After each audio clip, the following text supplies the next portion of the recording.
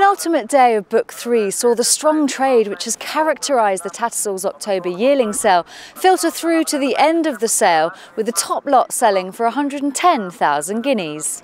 The filly by far, whose progeny have enjoyed a particularly strong sale, with a top price of 375,000 guineas achieved during Book 1, was secured by Joe Foley.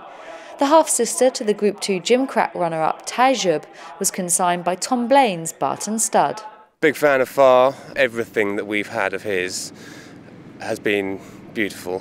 Good actioned horses, and we haven't had any problems, and there aren't many of them. People seem to be really keen to have them, so it's good for us. She came to us about 10 weeks ago and has just done so well from the moment she arrived, and she was just a real standout in this sale. She walked beautifully muscled, and through the prep she's just developed so well that we couldn't be happy with her, really. We've got such a great team at Barton Stud who all work so hard, and it's a great pleasure for me to get these kind of results, and all the girls and boys are so happy. You know, when you work with horses, everyone does put in such long hours. It's early starts, it's late nights, it's repetitive stuff, and their love for the horses really shows, and it's a real pleasure. First crop sires also held appeal during the second session, with the son of Shadwell's Mukadram attracting the attention of Roger O'Callaghan before selling to Amanda Skiffington for 90,000 guineas. The colt out of Skywriter is set to join the same trainer as his dam in Roger Charlton and was sold by Elkington Stud for Jane Keir. He's the mare's fourth foal. The mare throws them very like the sires, and this colt very like Mukadram. And in the last 6 weeks or so, he's really come into his own. He's strong, he's come together, he has a nice temperament, he's very willing, he's very interested.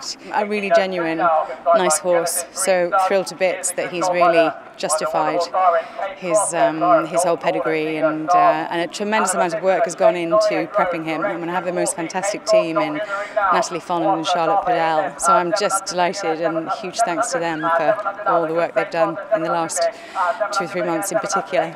We're going to recycle the money that we've made with this colt in buying some more stock, possibly do a little bit of pin hooking, upgrade a couple of the mares. So Elkington is set for really exciting times. Other notable offerings to sell on Friday included lot 1746, a Havana Gold colt who was consigned by Horton Bloodstock on behalf of Glebe Farm Stud.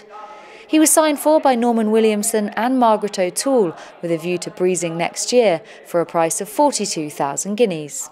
The Castlebridge consigned Dan Silly filly out of listed winner Souviens-toi, lot 1793, made 40,000 guineas when selling to Nick Bradley. The same price paid for lot 1773, another Far colt who was consigned by Horton Bloodstock and sold to Stroud Coleman Bloodstock. Tattersalls marketing director Jimmy George gave us his assessment of trade at the conclusion of the penultimate day of Book 3. I think Book 3 has very much followed on in the same fashion as Books 1 and 2. Obviously it's a different sector of the market, but it's been buoyant and lively trade from the beginning of Book 3 to the end, with a few individual highlights.